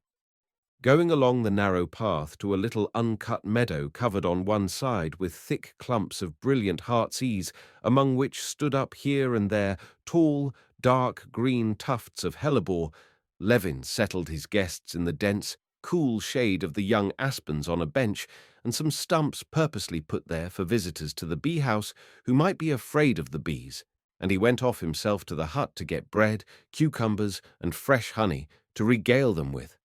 Trying to make his movements as deliberate as possible, and listening to the bees that buzzed more and more frequently past him, he walked along the little path to the hut. In the very entry, one bee hummed angrily, caught in his beard, but he carefully extricated it. Going into the shady outer room, he took down from the wall his veil that hung on a peg, and putting it on, and thrusting his hands into his pockets, he went into the fenced-in bee garden, where there stood in the midst of a closely mown space, in regular rows, fastened with baston posts, all the hives he knew so well, the old stocks, each with its own history, and along the fences the younger swarms hived that year. In front of the openings of the hives, it made his eyes giddy to watch the bees and drones whirling round and round about the same spot, while among them the working bees flew in and out with spoils or in search of them, always in the same direction into the wood, to the flowering lime trees and back to the hives. His ears were filled with the incessant hum in various notes, now the busy hum of the working bee flying quickly off, then the blaring of the lazy drone and the excited buzz of the bees on guard protecting their property from the enemy and preparing to sting. On the farther side of the fence, the old beekeeper was shaving a hoop for a tub, and he did not see Levin. Levin stood still in the midst of the beehives and did not call him. He was glad of a chance to be alone to recover from the influence of ordinary actual life, which had already depressed his happy mood.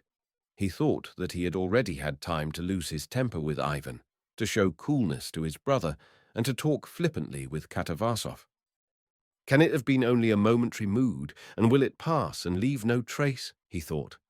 But the same instant, going back to his mood, he felt with delight that something new and important had happened to him. Real life had only for a time overcast the spiritual peace he had found, but it was still untouched within him.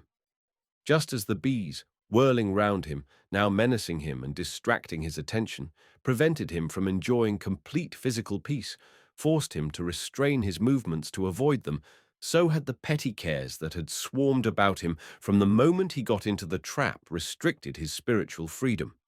But that lasted only so long as he was among them. Just as his bodily strength was still unaffected, in spite of the bees, so too was the spiritual strength that he had just become aware of. Chapter 15. Do you know, Kostya, With whom Sergey Ivanovich travelled on his way here, said Dolly, doling out cucumbers and honey to the children. With Vronsky, he's going to Servia. And not alone. He's taking a squadron out with him at his own expense, said Katavasov. That's the right thing for him, said Levin. Are volunteers still going out then? He added, glancing at Sergey Ivanovich. Sergey Ivanovich did not answer. He was carefully, with a blunt knife, getting a live bee covered with sticky honey out of a cup full of white honeycomb. I should think so. You should have seen what was going on at the station yesterday, said Katavasov, biting with a juicy sound into a cucumber. Well, what is one to make of it? For mercy's sake, do explain to me, Sergey Ivanovich. Where are all those volunteers going? Whom are they fighting with? Asked the old prince, unmistakably taking up a conversation that had sprung up in Levin's absence.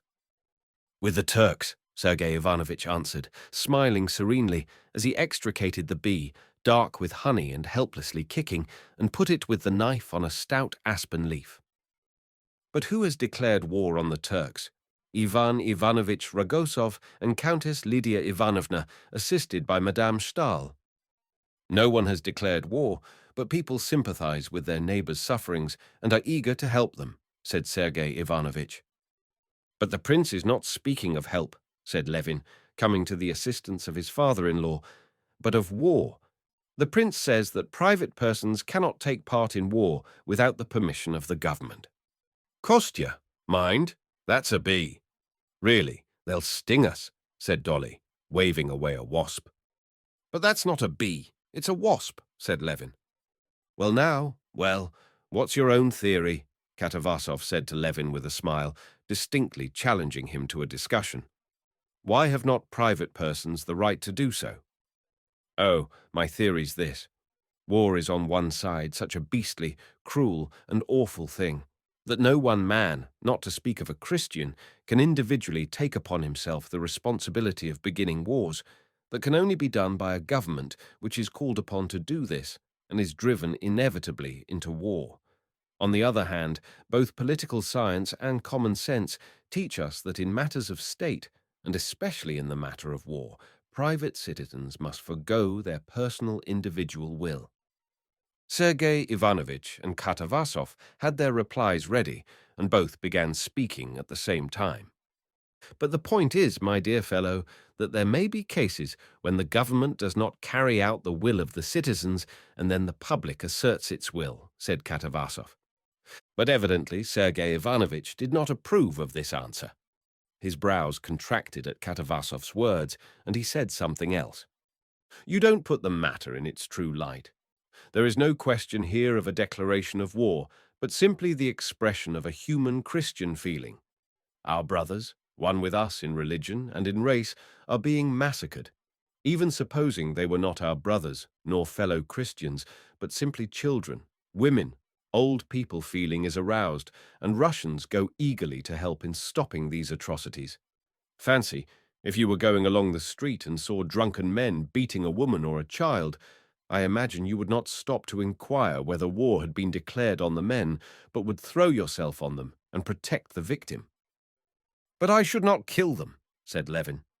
Yes, you would kill them. I don't know. If I saw that, I might give way to my impulse of the moment, but I can't say beforehand. And such a momentary impulse there is not, and there cannot be, in the case of the oppression of the Slavonic peoples. Possibly for you there is not, but for others there is, said Sergey Ivanovich, frowning with displeasure. There are traditions still extant among the people of Slavs of the true faith suffering under the yoke of the unclean sons of Hagar. The people have heard of the sufferings of their brethren and have spoken. Perhaps so, said Levin evasively, but I don't see it. I'm one of the people myself, and I don't feel it. Here am I too, said the old prince. I've been staying abroad and reading the papers, and I must own, up to the time of the Bulgarian atrocities, I couldn't make out why it was all the Russians were all of a sudden so fond of their Slavonic brethren, while I didn't feel the slightest affection for them. I was very much upset, thought I was a monster, or that it was the influence of Carlsbad on me. But since I have been here, my mind's been set at rest. I see that there are people besides me who are only interested in Russia and not in their Slavonic brethren. Here's Constantine, too. Personal opinions mean nothing in such a case, said Sergey Ivanovich. It's not a matter of personal opinions when all Russia, the whole people, has expressed its will. But excuse me, I don't see that. The people don't know anything about it, if you come to that, said the old prince. Oh, Papa, how can you say that? And last Sunday in church, said Dolly, listening to the conversation. Please give me a cloth, she said to the old man, who was looking at the children with a smile.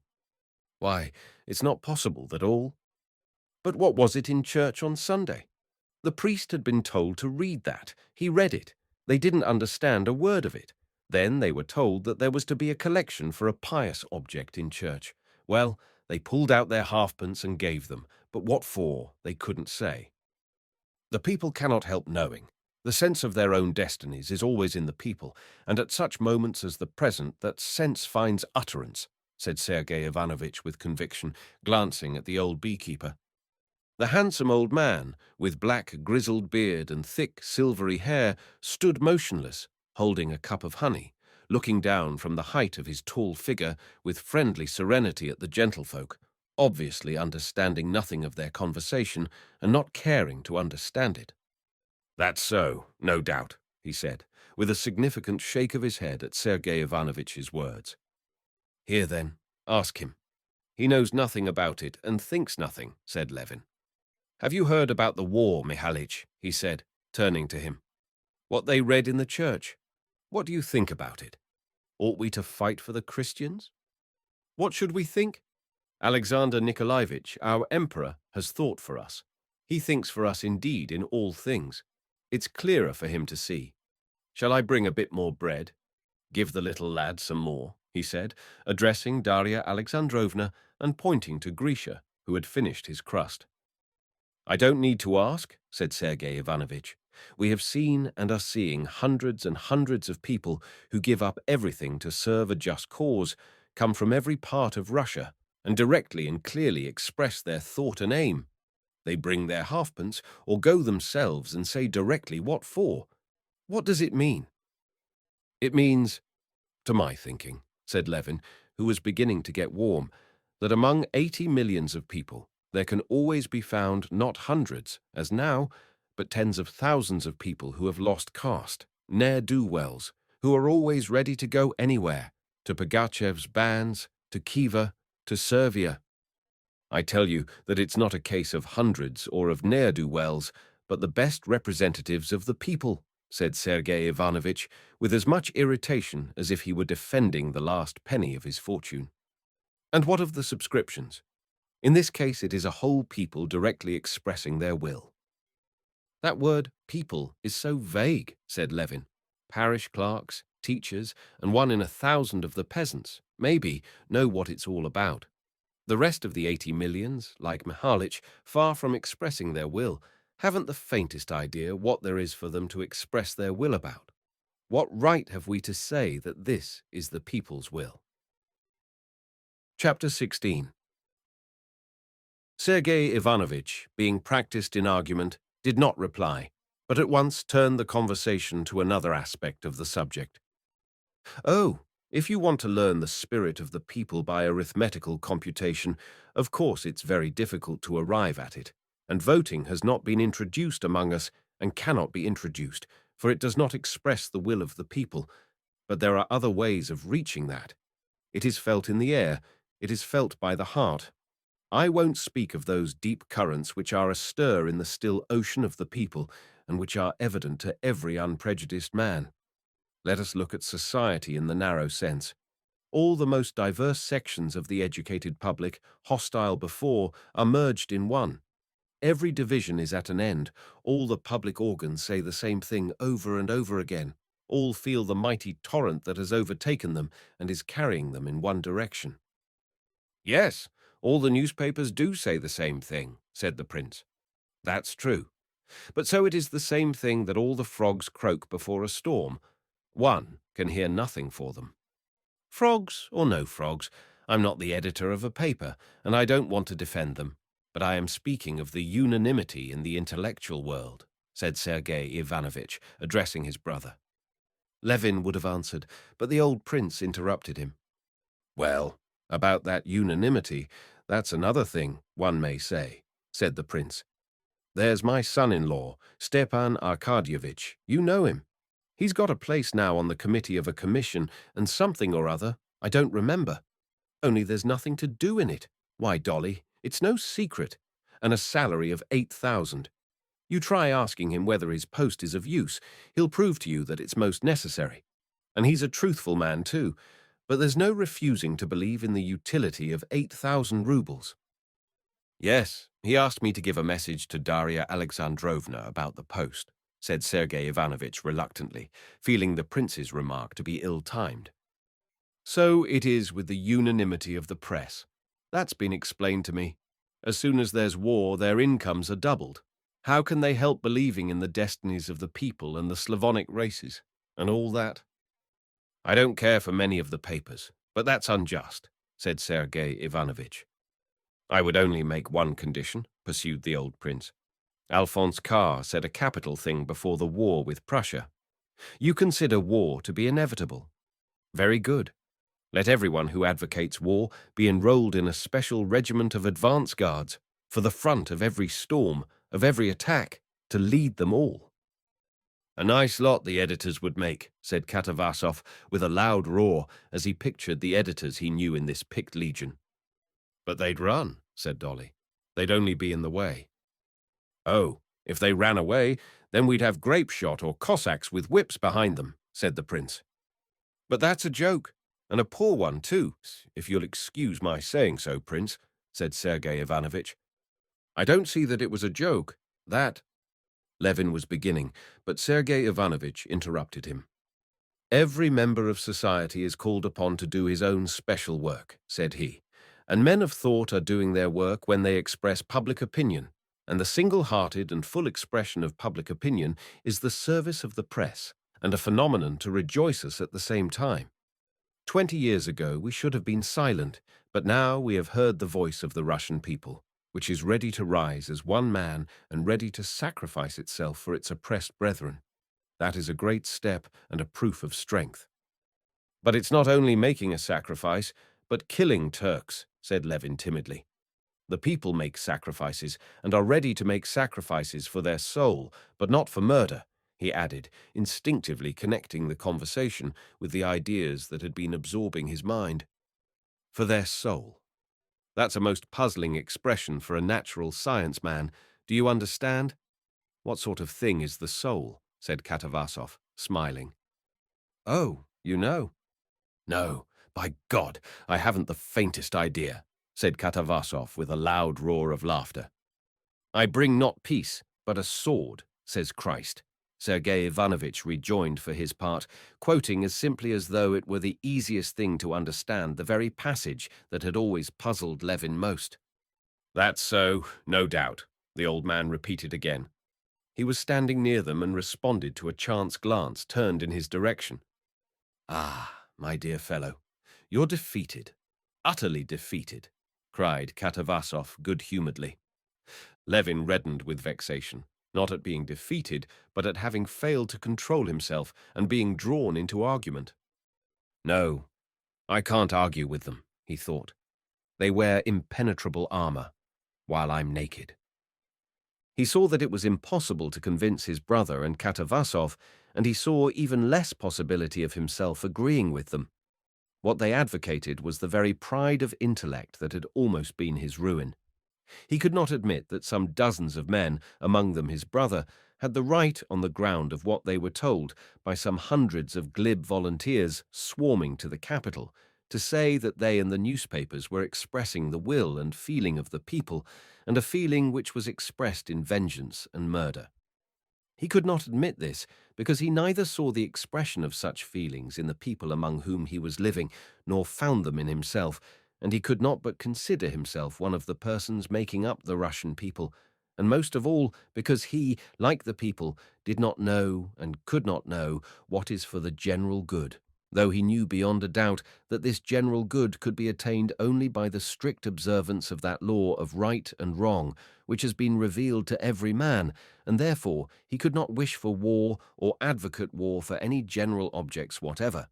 He said as Mihalich did, and the people who had expressed their feeling in the traditional invitations of the Varyagi, "Be princes and rule over us. Gladly we promise complete submission. All the labor, all humiliations, all sacrifices we take upon ourselves, but we will not judge and decide." And now, according to Sergey Ivanovich's account, the people had foregone this privilege they had bought at such a costly price. He wanted to say, too, that if public opinion were an infallible guide, then why were not revolutions and the commune as lawful as the movement in favor of the Slavonic peoples? But these were merely thoughts that could settle nothing. One thing could be seen beyond doubt. That was that at the actual moment the discussion was irritating Sergey Ivanovich, and so it was wrong to continue it. And Levin ceased speaking and then called the attention of his guests to the fact that the storm clouds were gathering and that they had better be going home before it rained. Chapter 17. The old prince and Sergey Ivanovich got into the trap and drove off. The rest of the party hastened homewards on foot. But the storm clouds, turning white and then black, moved down so quickly that they had to quicken their pace to get home before the rain. The foremost clouds, lowering and black as soot-laden smoke, rushed with extraordinary swiftness over the sky. They were still 200 paces from home, and a gust of wind had already blown up, and every second the downpour might be looked for. The children ran ahead with frightened and gleeful shrieks. Darya Alexandrovna, struggling painfully with her skirts that clung round her legs, was not walking, but running, her eyes fixed on the children. The men of the party, holding their hats on, strode with long steps beside her. They were just at the steps when a big drop fell splashing on the edge of the iron guttering. The children and their elders after them ran into the shelter of the house, talking merrily. "Katerina Alexandrovna?" Levin asked of Agafea Mihalovna, who met them with kerchiefs and rugs in the hall. "We thought she was with you," she said. "And Mitya?" "In the copse he must be, and the nurse with him." Levin snatched up the rugs and ran towards the copse. In that brief interval of time the storm clouds had moved on, covering the sun so completely that it was dark as an eclipse. Stubbornly, as though insisting on its rights, the wind stopped Levin, and tearing the leaves and flowers off the lime trees and stripping the white birch branches into strange, unseemly nakedness, it twisted everything on one side: acacias, flowers, burdocks, long grass, and tall treetops. The peasant girls working in the garden ran shrieking into shelter in the servants' quarters. The streaming rain had already flung its white veil over all the distant forest and half the fields close by, and was rapidly swooping down upon the copse. The wet of the rain spurting up in tiny drops could be smelt in the air. Holding his head bent down before him, and struggling with the wind that strove to tear the wraps away from him, Levin was moving up to the copse and had just caught sight of something white behind the oak tree, when there was a sudden flash. The whole earth seemed on fire, and the vault of heaven seemed crashing overhead. Opening his blinded eyes, Levin gazed through the thick veil of rain that separated him now from the copse, and to his horror, the first thing he saw was the green crest of the familiar oak tree in the middle of the copse, uncannily changing its position. Can it have been struck? Levin hardly had time to think when, moving more and more rapidly, the oak tree vanished behind the other trees, and he heard the crash of the great tree falling upon the others. The flash of lightning, the crash of thunder, and the instantaneous chill that ran through him were all merged for Levin in one sense of terror. My God, not on them," he said.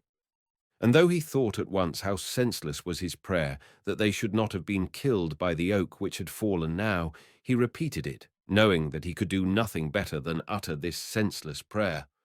Running up to the place where they usually went, he did not find them there. They were at the other end of the copse under an old lime tree. They were calling him.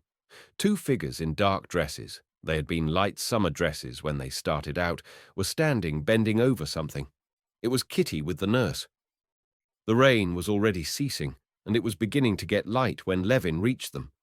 The nurse was not wet on the lower part of her dress, but Kitty was drenched through, and her soaked clothes clung to her.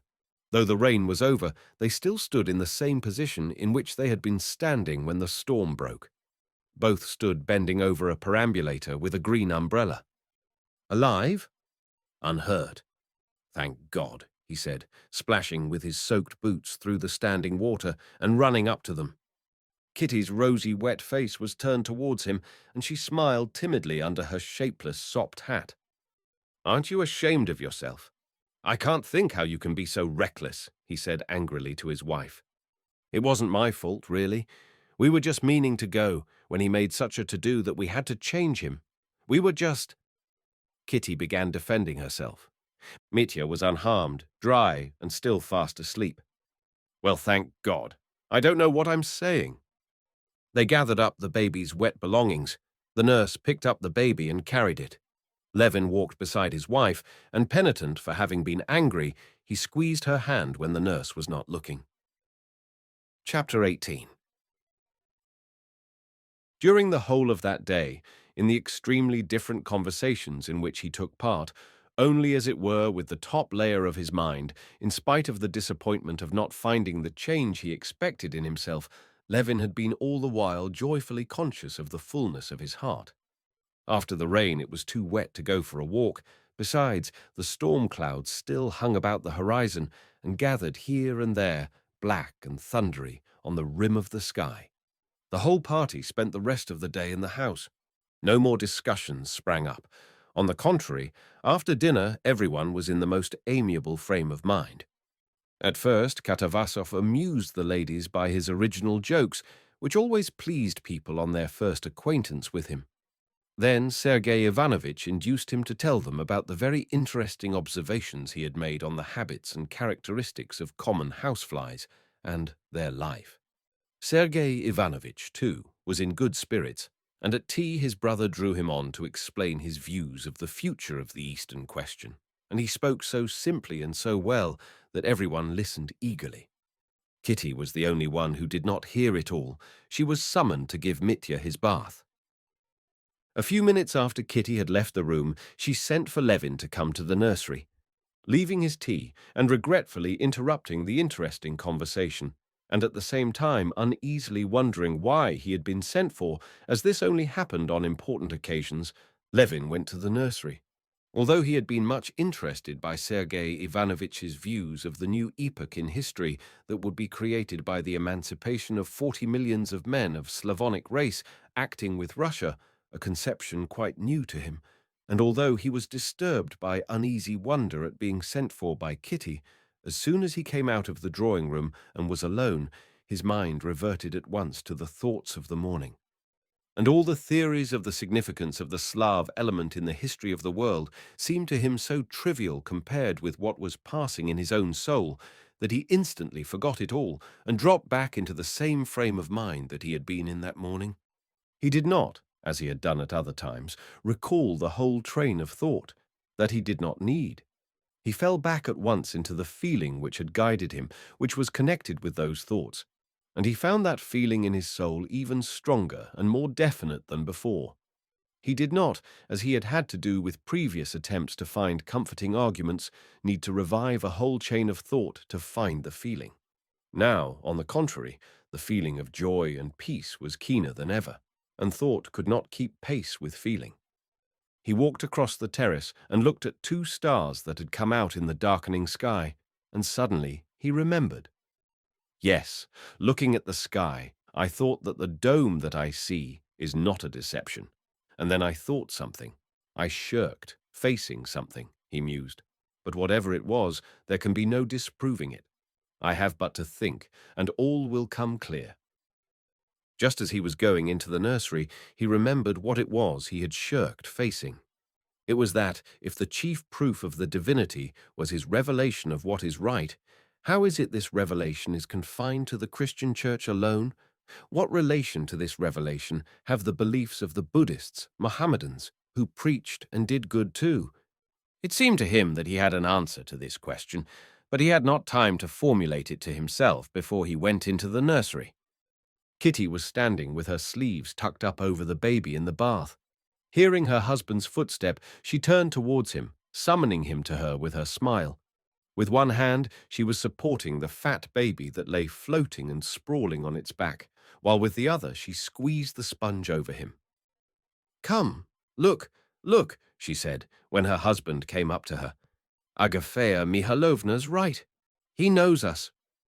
Mitya had on that day given unmistakable, incontestable signs of recognizing all his friends. As soon as Levin approached the bath, the experiment was tried, and it was completely successful. The cook, sent for with this object, bent over the baby. He frowned and shook his head disapprovingly. Kitty bent down to him.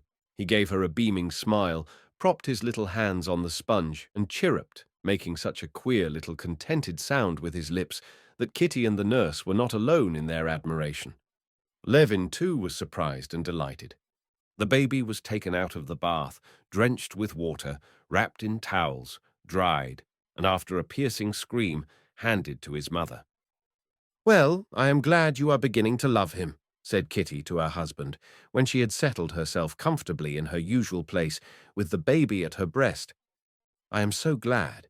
It had begun to distress me. You said you had no feeling for him." "No. Did I say that? I only said I was disappointed." "What? Disappointed in him?" "Not disappointed in him, but in my own feeling. I had expected more. I had expected a rush of new, delightful emotion to come as a surprise, and then instead of that, disgust, pity." She listened attentively, looking at him over the baby, while she put back on her slender fingers the rings she had taken off while giving Mitya his bath. And most of all, at there being far more apprehension and pity than pleasure. Today, after that fright during the storm, I understand how I love him. Kitty's smile was radiant. "Were you very much frightened?" she said. "So was I too, but I feel it more now that it's over. I'm going to look at the oak. How nice Katavasov is. And what a happy day we've had all together. And you're so nice with Sergey Ivanovich. When you care to be, well, go back to them. It's always so hot and steamy here after the bath." Chapter 19. Going out of the nursery and being again alone, Levin went back at once to the thought, in which there was something not clear. Instead of going into the drawing-room, where he heard voices, he stopped on the terrace, and leaning his elbows on the parapet, he gazed up at the sky. It was quite dark now, and in the south, where he was looking, there were no clouds. The storm had drifted onto the opposite side of the sky, and there were flashes of lightning and distant thunder from that quarter. Levin listened to the monotonous drip from the lime trees in the garden and looked at the triangle of stars he knew so well and the Milky Way with its branches that ran through its midst. At each flash of lightning, the Milky Way and even the bright stars vanished, but as soon as the lightning died away, they reappeared in their places as though some hand had flung them back with careful aim. "Well, what is it perplexes me?" Levin said to himself, feeling beforehand that the solution of his difficulties was ready in his soul, though he did not know it yet. Yes, the one unmistakable, incontestable manifestation of the divinity is the law of right and wrong, which has come into the world by revelation, and which I feel in myself, and in the recognition of which I don't make myself, but whether I will or not, I am made one with other men in one body of believers, which is called the Church. Well, but the Jews, the Mohammedans, the Confucians, the Buddhists, what of them? He put to himself the question he had feared to face. Can these hundreds of millions of men be deprived of that highest blessing without which life has no meaning? He pondered a moment, but immediately corrected himself. "But what am I questioning?" he said to himself.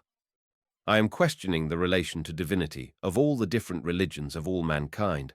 I am questioning the universal manifestation of God to all the world with all those misty blurs.